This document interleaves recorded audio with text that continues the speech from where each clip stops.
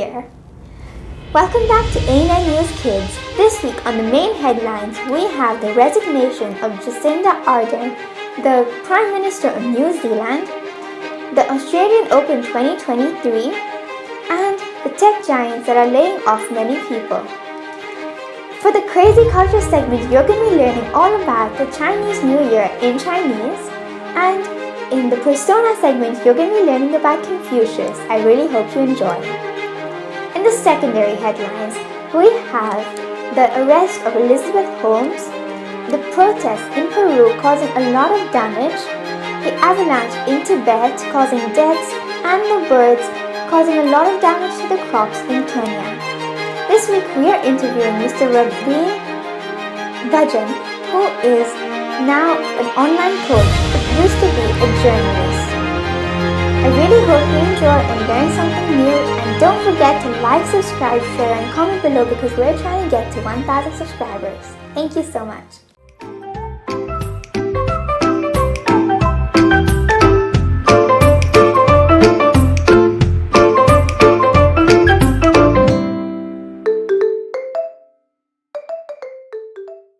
Jacinda Ardern, the Prime Minister of New Zealand, announced her resignation. This shocked millions of people worldwide and in New Zealand, and now they have already decided who's going to be the next Prime Minister of New Zealand. At 37, she became the youngest female head of government when she took office in 2017. And now Jacinda Ardern said that she will be resigning because of burnout. Her term was a difficult one, and that's why at the end she became less popular in New Zealand. During her term, she had to go through the COVID-19 pandemic and a big volcano eruption in New Zealand.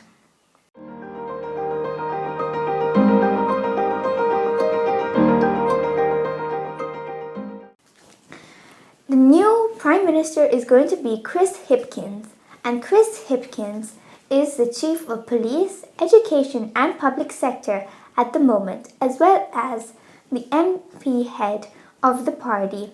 He was the only candidate elected by the party, and he will be taking office after Mrs. Jacinda Ardern resigns at the beginning of February.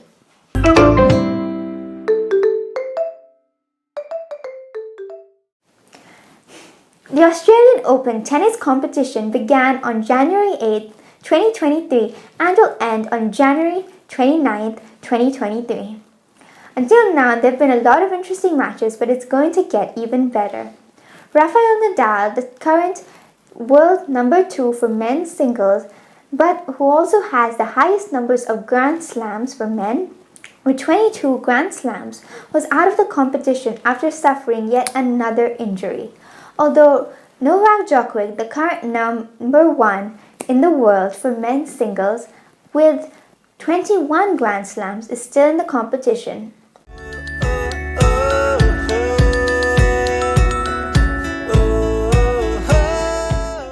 There was a crazy match between Andy Murray and Thanasi Kokkinakis. This match lasted 5 hours and 45 minutes and lasted until past 4 a.m. in the morning. There was a lot of anger by the fans and the players for letting it last till that long, and Andrew Murray won at the end.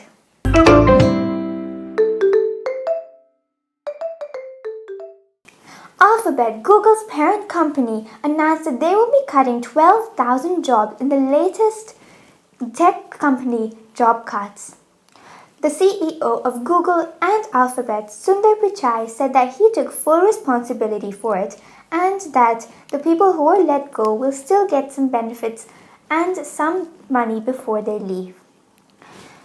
This comes just days after Microsoft announced that they will be letting go of 10,000 people, and after Amazon said that they will be cutting 18,000 people. Since the beginning of 2022, 194,000 jobs in the industry have been lost, and that excludes the ones that Alphabet just announced.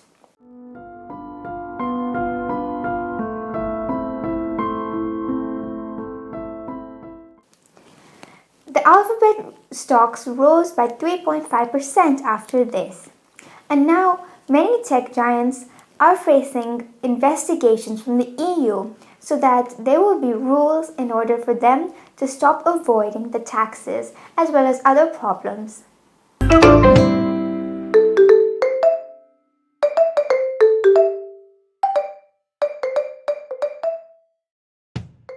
Hi everybody, this week for the Crazy Culture segment, you're going to be learning a few Chinese traditions in Chinese. I hope you enjoy.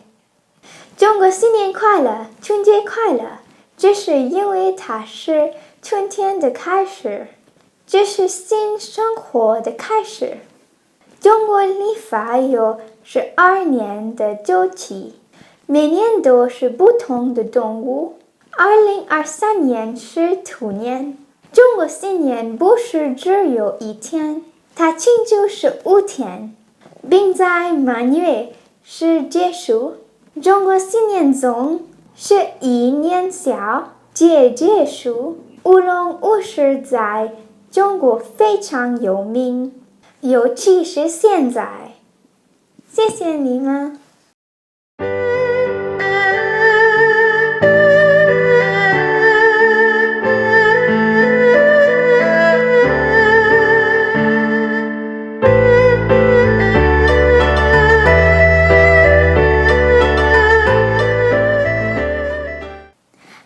This week for the Persona segment, you're going to be learning all about Confucius. I hope you enjoy. Confucius was born in 551 BC. He was born at a time of philosophical creativity around the end of the spring and autumn period during the reign of the Zhou dynasty. He was a philosopher and a thinker, and Confucius, came up with many ways that people should behave and live in society. Confucius developed his own philosophy, which he taught to others. Today, his philosophy is known as Confucianism. His ideas didn't become popular until years after his death, when they became the basic philosophy of the Chinese culture for over 2,000 years. Confucius's teachings focused on treating others with respect, politeness, and fairness. He thought that honor and morality were central qualities, and he also said that family was important and honoring one's relatives was required. Unlike Taoists and Taoism, followers of Confucius believed in the strong, organized government. I really hope you learned something new. Thank you. Hi everybody, welcome back to the Praise Your Career segment. This week, we are interviewing Mr. Robin Bhajan, who used to be a journalist and the founder of an online newspaper, and right now he's an online coach. I really hope you enjoy.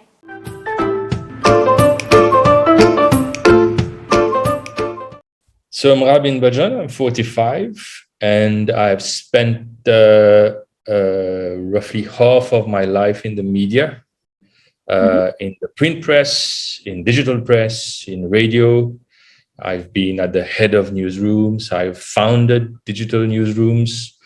And for the past 2 years, I am off the media drug. And I'm now a consultant and a trainer in, let's say, media-related activities. Wow, that's amazing.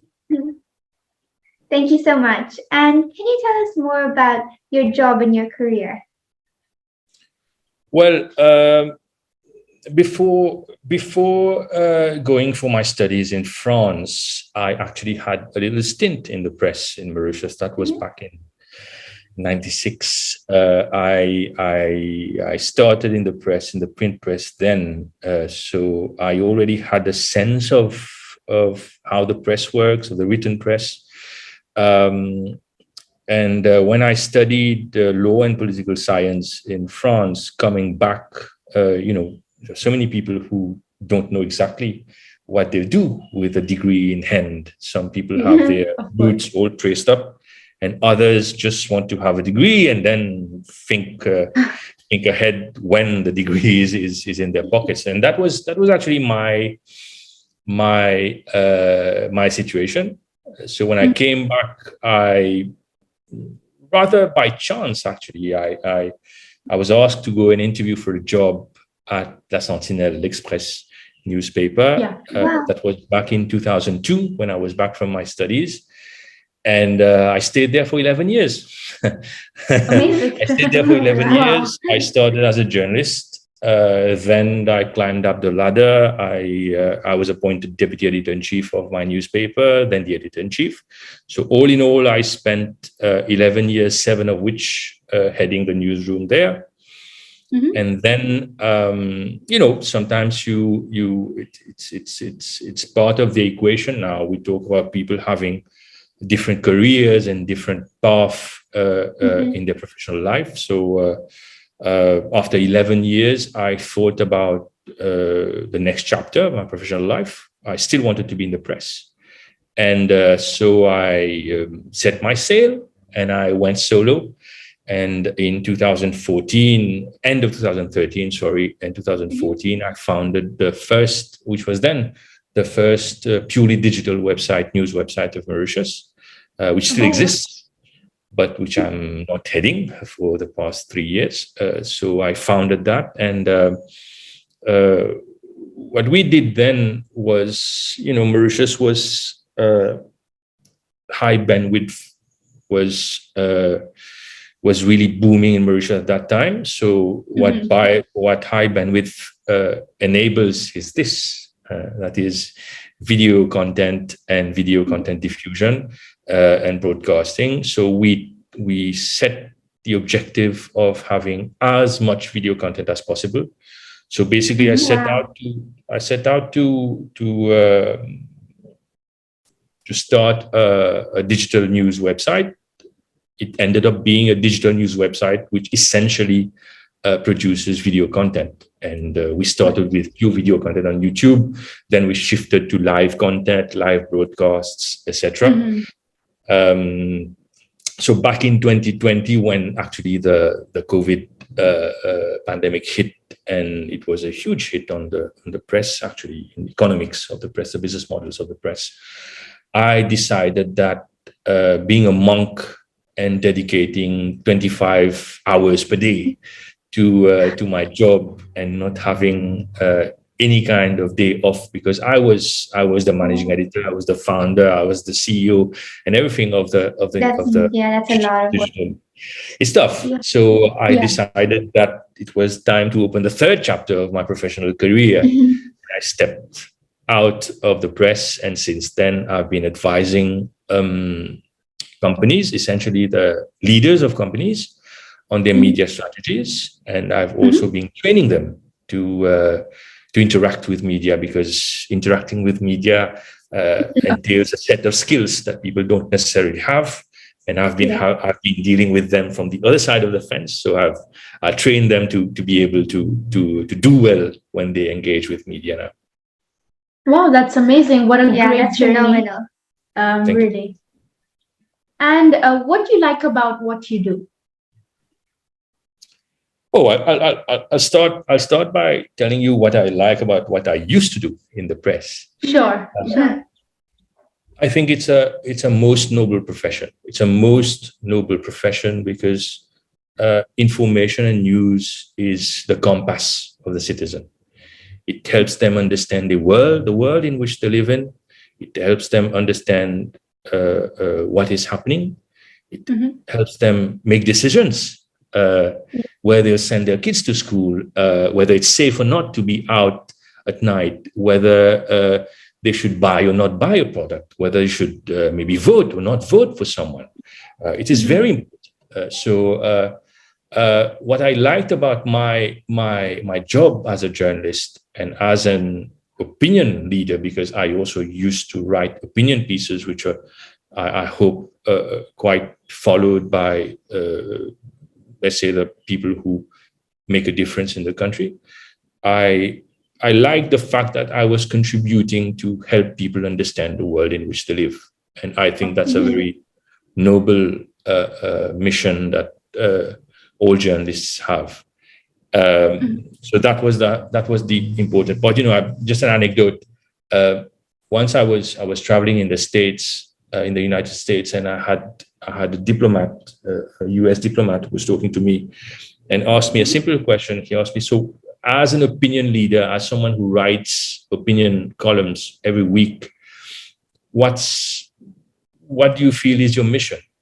And I told him, my mission is to paint the world in shades of gray, because nothing is black and white and everything is complicated in the world. And it is important to actually be able to bring nuances and to, dig deep and make people understand the complexities of the world, because it's easy to say something is black or white, it's this or that, when in fact it is way more complicated than that. So that's the journalist part of my career. And afterwards, when I went solo, so basically right now I'm a consultant and I'm a solo artist, if I should use that expression.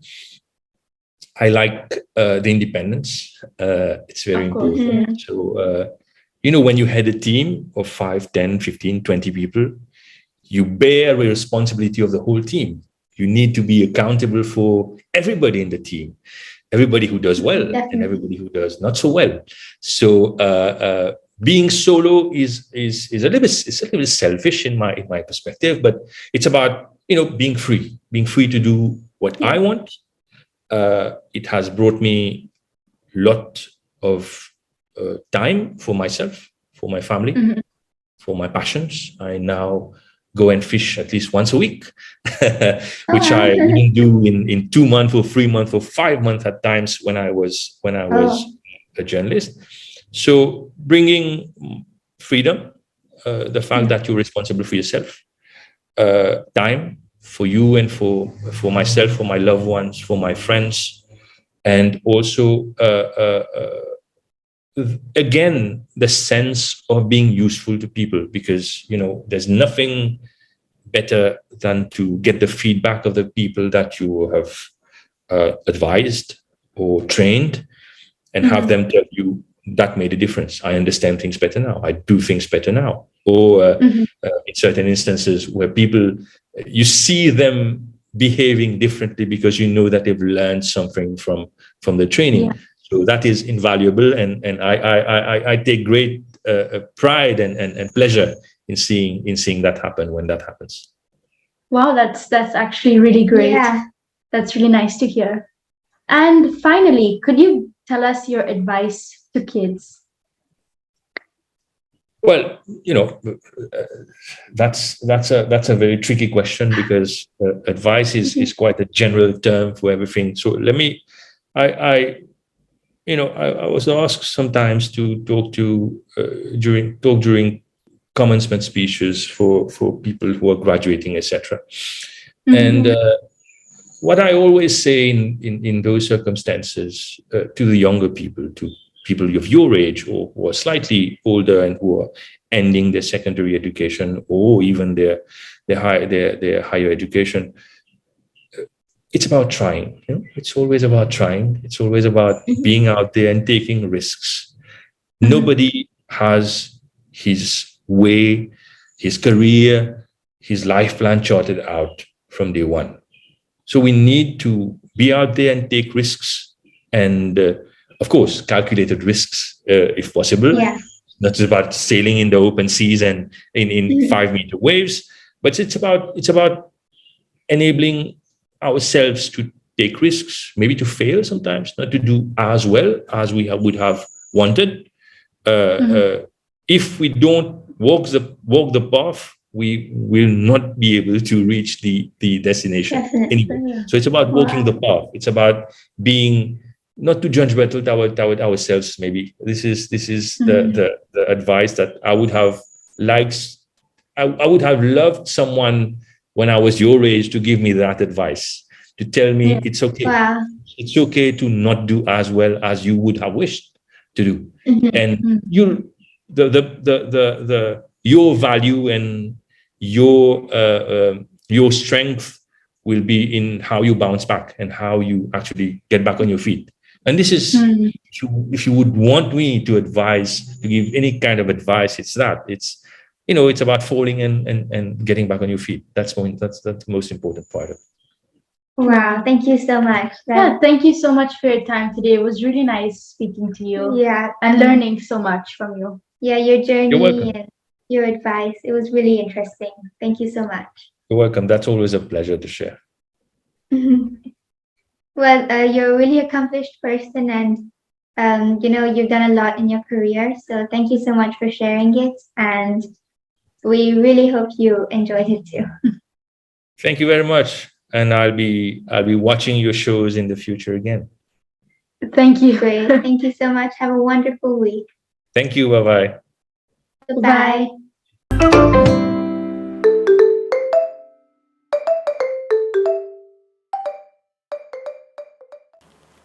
Evidence showed that Elizabeth Holmes, a former American biotechnology entrepreneur and fraudster, tried to flee the country right before she was convicted.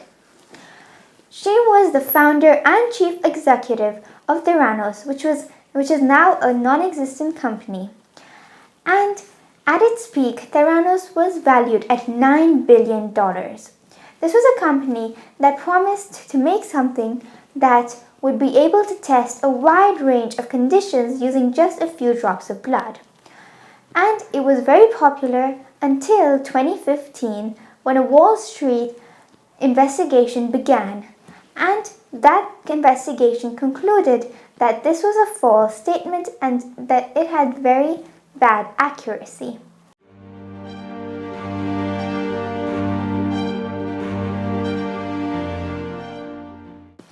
After that, in 2018, the company dissolved and Elizabeth Holmes was sentenced to 11 years in federal prison. Her sentence is going to start on April 27th this year, and if the judges decide, it might be longer because she tried to flee the country.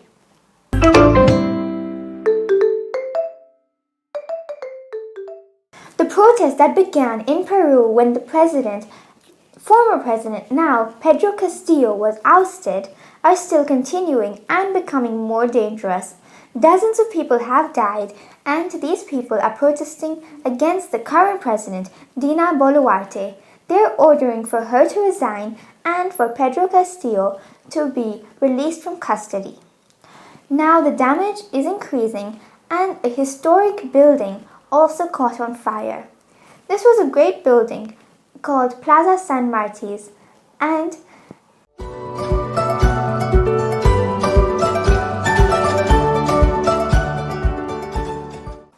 the firefighters tried to put out the fire in time, but it was not saved. Luckily, it seems like there was no one inside the building at the time, so no one got hurt in that particular fire.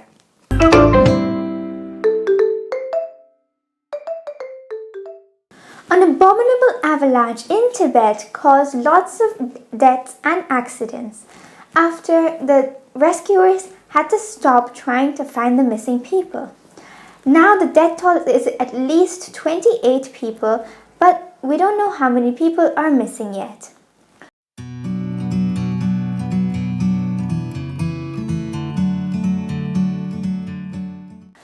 "53 people were rescued though, and out of those, 5 were critically injured." This snowstorm avalanche started on Tuesday and it was caused by terrible winds. Many avalanches happen around that area because it's the area where the Himalaya mountains are, some of the highest and tallest mountains of the world. The Chinese state media said that they were very sorry that they had to stop searching, but it was for the safety of the other people.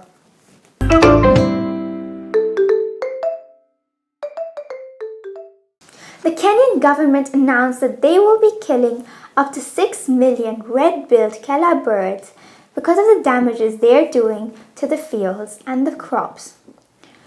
Since the drought began in that side of Africa, these birds are not getting their grains and food from the grass because the grass is not growing anymore, which is why they've been turning to the farms and the crops in order to get their food. One red-billed Kela bird can eat 10 grams of grain a day, and now 3,000 acres of rice is at risk because of these birds.